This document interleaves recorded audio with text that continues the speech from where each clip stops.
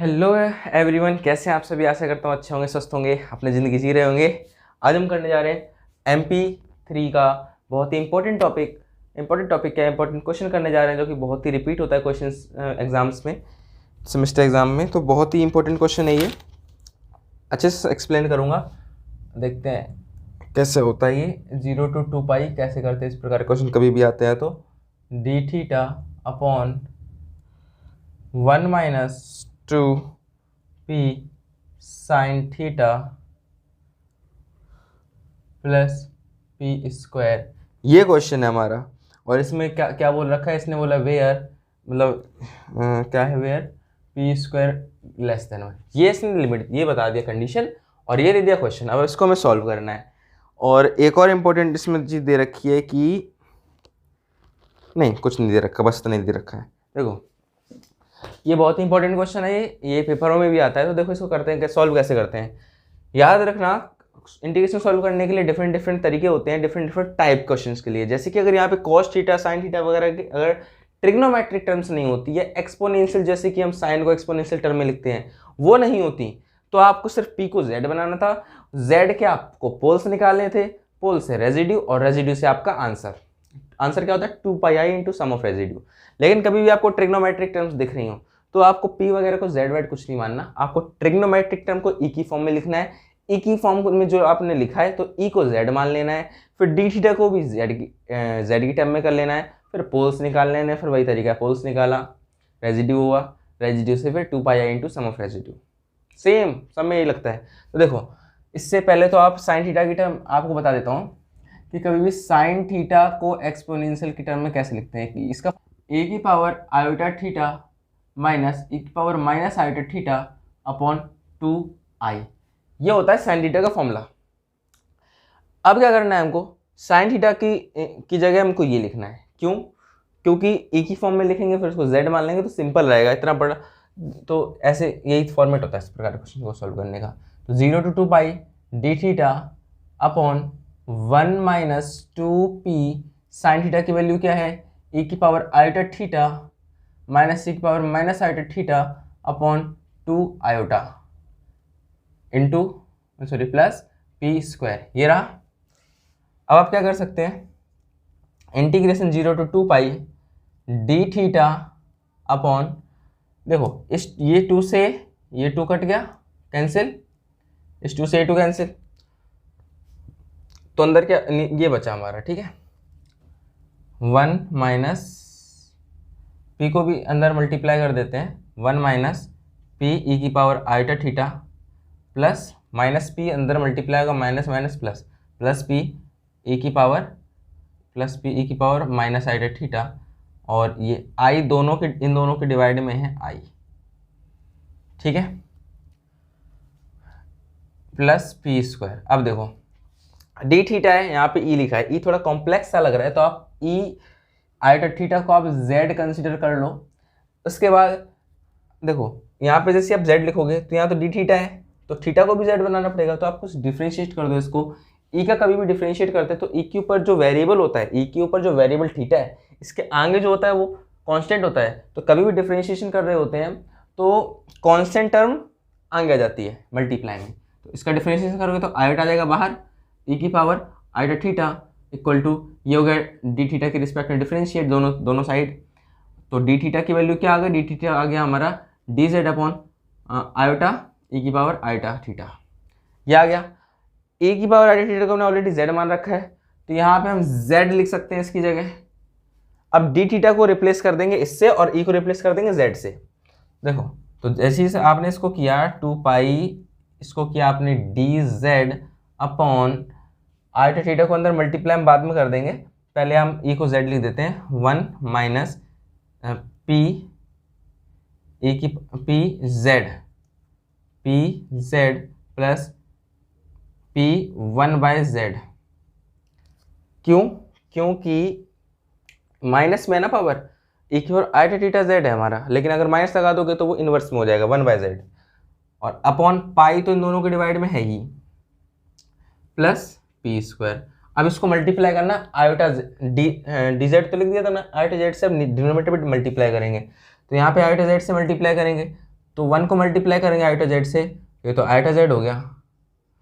इस टर्म को iota Z से मल्टीप्लाई करेंगे, देखो जेड आयोटा जेड से मल्टीप्लाई करेंगे ना, आयोटा जेड, तो आयोटा जेड से जैसे ही हमने इसमें मल्टीप्लाई किया तो ये तो जेड स्क्वायर हो गया, और यहाँ भी जेड होगा, और आयोटा साथ में जो होगा ना, क्या देखो हमने इस वाले के अंदर हमने z से मल्टीप्लाई किया, इसमें यहाँ भी z से मल्टीप्लाई कर देंगे, ये पूरा एक यूनिट है, यहाँ भी z से मल्टीप्लाई किया, यहाँ भी z से मल्टीप्लाई किया, आयोटा से ही मल्टीप्लाई करना था, यहाँ भी आयोटा आता, यहाँ भी आयोटा आता, लेकिन वो आयोटा हमने कॉमन लेके इस आयोटा को काट दिया, डिवाइड में नहीं उसके, हमने आयोटा से काट दिया आयोटा को।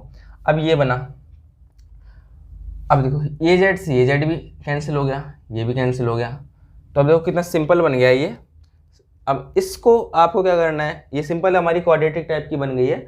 अब इसके आपको इसका पोल निकालना है। पोल कैसे निकालोगे आप, पोल निकालना है तो पोल निकालते हैं फैक्टराइजेशन से। फैक्टराइजेशन में जो नीचे डिनोमिनेटर पे जीरो बना रहा होता है वही उसका पोल होता है, और कंडीशन हमें दे रखी है वो मैं बाद में बताऊंगा। तो देखो जैसे कि इसको अब सॉल्व करना है, हमें इसको फैक्टराइज करना है, तो कॉम्बिनेशन कैसे बनाते हैं, एक बार आप इन दोनों को कॉमन लेके फैक्टराइज करके देख लो, लेकिन इसमें तो दिख ही नहीं रहा, यहाँ पी है, यहाँ पे जेड है ही नहीं, तो कुछ निकलेगा ही नहीं। तो आप क्या करो, अल्टरनेट कॉमन ले सकते हैं, इनिशियल फाइनल मतलब ये बाहर के और अंदर को कॉमन ले सकते हो, या फिर इन दोनों को कॉमन ले सकते हो और फिर इन दोनों को कॉमन ले सकते हो। तो इस प्रकार से हम कर सकते हैं। तो हम क्या करते हैं, इसको और इसको कॉमन एक साथ ले लेते हैं और छोटे छोटों को साइड में कर देते हैं।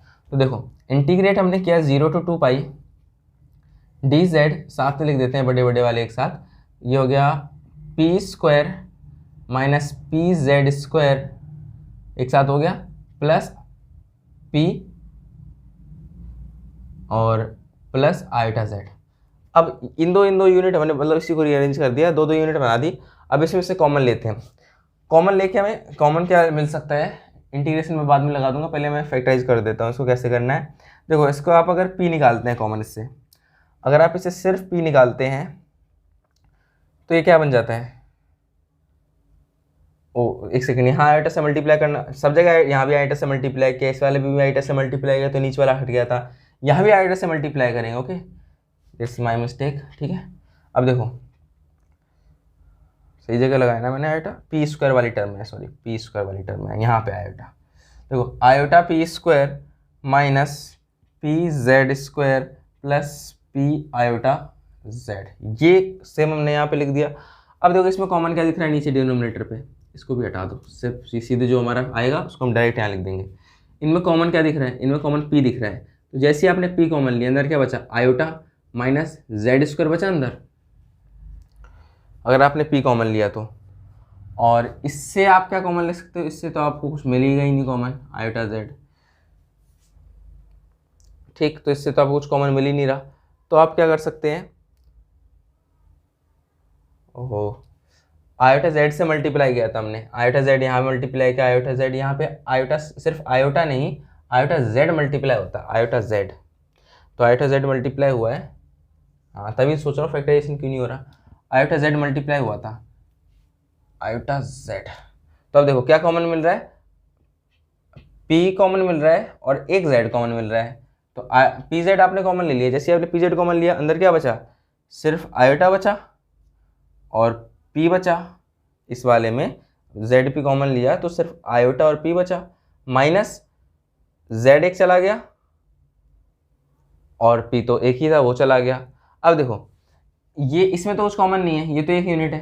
अब आपको ये यूनिट, अगर ये यूनिट सेम हो गई तो आप इस पूरी यूनिट को बाहर निकाल सकते हो। वो सेम कैसे बनाओगे आप, देखो यहाँ पे आप अगर ध्यान से देखो, एक चीज़ गौर करो आप, तो आपको यहाँ दिख रहा होगा कि z यहाँ पे आई जेड है और यहाँ पे आई जेड नहीं है, यहाँ पे सिर्फ अकेला z है। तो आप एक काम कर सकते हो, आयोटा और कॉमन ले सकते हो। कैसे, यहाँ पे था ही नहीं आयोटा, बताता हूँ कैसे। यहाँ पे -1 मल्टीप्लाई है ना, -1 को आयोटा स्क्वायर लिख सकते हैं। तो अगर मैं इसको प्लस बना दूँ और आयोटा स्क्वायर से मतलब आयोटा स्क्वायर लिख दूँ तो एक ही बात है, आयोटा स्क्वायर मतलब -1 यहाँ पे आ जाएगा, एक ही बात है। तो देखो आयोटा, इसमें आयोटा और निकल रहा है, आयोटा भी कॉमन निकाल लो, आयोटा जेड पी निकाल लो, हो गया। अंदर क्या बचा, आयोटा भी चला गया, सिर्फ पी बचा, यहाँ से भी एक आयोटा चला गया, आयोटा जेड बचा, और ये plus P plus iota Z हुआ। अब ये यूनिट सेम है, निकाल लो बाहर, p प्लस आयोटा जेड और क्या हुआ one iota Z p plus ये तो पूरी यूनिट आ गई बाहर, तो 1 बचा यहाँ पे, ये पूरा आ गया ना बाहर कॉमन में, ये दोनों बाहर आ गए, तो क्या बचा अंदर, ये बचा प्लस कुछ नहीं 1। तो ये हो गया फैक्टराइजेशन। तो हमें क्या निकालना है, z पोल पॉइंट निकालना है। इसको अगर 0 के इक्वेट करो तो z इक्वल टू आपका हो गया माइनस पी बाई आई, और इसको अगर आपने 0 के इक्वेट किया तो इसमें आपका p क्या हो गया, इसमें आपका हो गया z हो गया -1 upon iota z, iota p हो गया। अब देखो एक में आपका आ रहा है आयोटा p, एक में आ रहा है p बाय आयोटा, तो आप किस रूट को कंसिडर करोगे, 2 आए हमारी वैल्यूज, 2 पोल्स आए, तो इसको कैसे करेंगे सॉल्व। देखो ये समझ, देखो सबसे पहली बात तो आपको डिनोमिनेटर पे आयोटा रखना नहीं होता, तो आप ऊपर नीचे आयोटा से मल्टीप्लाई करोगे, तो जैसे ऊपर नीचे आयोटा से मल्टीप्लाई किया आयोटा अपॉन आयोटा, ये तो आयोटा बन गया और आयोटा आयोटा आयोटा स्क्वायर बन गया, आयोटा स्क्वायर -1 होता है, तो ये -1 माइनस कैंसिल, तो आयोटा बाई पी बन गया। जैसे हमने आयोटा से रेशनलाइज किया तो ये आयोटा बाई पी बन गया। ऐसे जब हमने इसको रेशनलाइज किया ऊपर नीचे आयोटा से, तो देखो आयोटा आयोटा -1 से माइनस कैंसिल, है ना, तो ये +1 हो गया, और आयोटा ऊपर है ही, तो मतलब 1 को लिखते नहीं हम जनरली, तो आयोटा पी, एक रूट हो गया हमारा पी आई, एक हो गया आई अपॉन पी। अब क्वेश्चन ने बोला है कि पी स्क्वायर लेस देन होना चाहिए 1 से, 1 से लेस कब होता है, आयोटा देखो आयोटा आपको सिंपली पता है, आयोटा होता है क्या कहते हैं √-1, √-1 तो 1 से छोटा ही है, और उसमें पी स्क्वायर बोल रखा है, तो अगर लेट पी को भी अगर क्या कहते हैं -1 से छोटा बोल रखा है, तो आयोटा तो देखो इससे जैसे ही मल्टीप्लाई हो रहा है, पी कोई एक नंबर है, पी कोई छोटा नंबर है, देखो 1 से छोटा नंबर है, पी 1 से छोटा है, लेकिन अगर आयोटा से मल्टीप्लाई हो रहा है तो ठीक है, लेकिन इसमें क्या हुआ, इसमें p जैसे छोटा है और फिर भी और ये डिवाइड हो रहा है, अगर कभी भी छोटी चीज़ डिवाइड करती है तो उसकी वैल्यू बड़ी हो जाती है। जैसे कि एग्जांपल देखो, जैसे 1/2 करो और 1 2 से छोटा क्या होता है 1, और 1/1 करो तो इसकी वैल्यू 0.5 है, इसकी वैल्यू 1 है, तो डिनोमिनेटर में जितना छोटा होता है वैल्यू उतनी बड़ी आती है। तो ये तो आउटसाइड सर्कल लाई कर जाएगा 1/p, आई पी लाई करेगा सर्कल में, क्यों, क्योंकि ये 1 से बड़ा है और ये 1 से छोटा है। ठीक है, अगर आपको और वेरीफाई करना है तो आप इसमें पुट भी कर सकते हो, पी पुट करके देख सकते हो, तो हो जाएगा, वही सेम बात है। इसको हम नेगलेक्ट क्यों करेंगे, क्योंकि ये बहुत बड़ा आएगा इस कंडीशन के हिसाब से, इसको हम वैलिड करेंगे, तो ये हमारा पोल हो जाएगा, ये हमारा पोल नहीं होगा। अब इसमें हम पोल वाले फॉर्मूले लगा देंगे।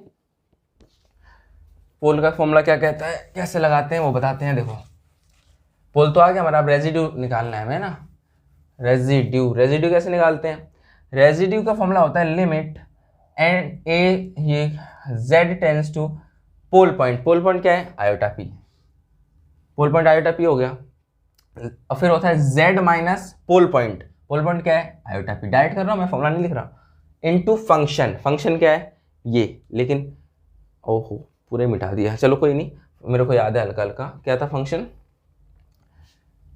फंक्शन था 1 अपॉन, ऊपर तो ये टाटा कंसिडर नहीं कर रहे, 1 अपॉन ये आया था ना फैक्टराइजेशन ऑफ ये रख नीचे p प्लस आयोटा z और iota z plus p plus 1, ये आया था फंक्शन। ऊपर नीचे आयोटा से मल्टीप्लाई कर दो आप, अगर ऊपर नीचे आयोटा से मल्टीप्लाई करोगे तो ये हो जाएगा आयोटा z, और यहाँ आयोटा मल्टीप्लाई होगा, आयोटा मल्टीप्लाई -1 होता है, -1 यहाँ +1 बना देगा और आयोटा हट जाएगा। ठीक है, अब ये हमने पुट कर दिया है ना, अब देखो इससे ये पूरा कैंसिल, क्या बचा ये, अब z पे आप आयोटा p पुट कर दो। अगर आप पहले आयोटा p पुट करते अगर z पे, तो अगर आप पहले करते तो बताता हूँ इन द केस, अगर आप पहले करते तो जैसे आप आयोटा p यहाँ पे पुट करते z की जगह, तो आयोटा आयोटा -1 मल्टीप्लाई p, मतलब यहाँ पे -p होता है, और +p -p 0, तो पूरा इन्फिनिटी नॉट डिफाइंड, तो इसलिए हमने ये फॉर्मूला लगाया। फॉर्मूला क्या था, पोल पॉइंट 20 हो रहा है, limit z minus pole point upon मतलब इनटू फंक्शन, ये होता है फॉर्मूला। तो ये हमने सीधे लगा दिया। अब देखो ये कैंसिल हो गया, इसलिए लगाया था। अब यहाँ पे डायरेक्टली आप आयोटा पी की वैल्यू पुट कर दो, जेड की जगह आयोटा पी पुट करोगे तो देखो आयोटा आपने जैसे ही पुट करा जेड की जगह आयोटा पी से तो पी स्क्वायर हो गया और आयोटा से आयोटा स्क्वायर हो गया, पुट करा ना आपने, तो आयोटा स्क्वायर -1 होता है, तो ये हो जाएगा -1 और पी स्क्वायर, है ना, ऐसे आप यहाँ पे पुट करोगे और +1/1, ये आया आपका रेजिड्यू। वेरी सिंपल, आपका रेजिड्यू आ गया। अब एक ही रेजिड्यू पे निकाला, फॉर्मूला क्या था इंटीग्रेशन का, मैंने आपको स्टार्टिंग बताया था कि इंटीग्रेशन का सम में सेम होता है। सेम क्या, 2πi into sum of residue. Sum क्या है, एक ही बचा है इसमें, एक तो दूसरा तो है ही नहीं, दूसरे से तो निकाला ही हमने, एक ही रेजिड्यू आया है, तो 2πi फॉर्मूला इंटीग्रेशन का formula 2πi into residue. Residue क्या है ये, जैसे इसको मल्टीप्लाई करेंगे तो 1 से लिख देते हैं 1 - P square. This is your integration का आंसर। आई होप समझ आया होगा। Thank you.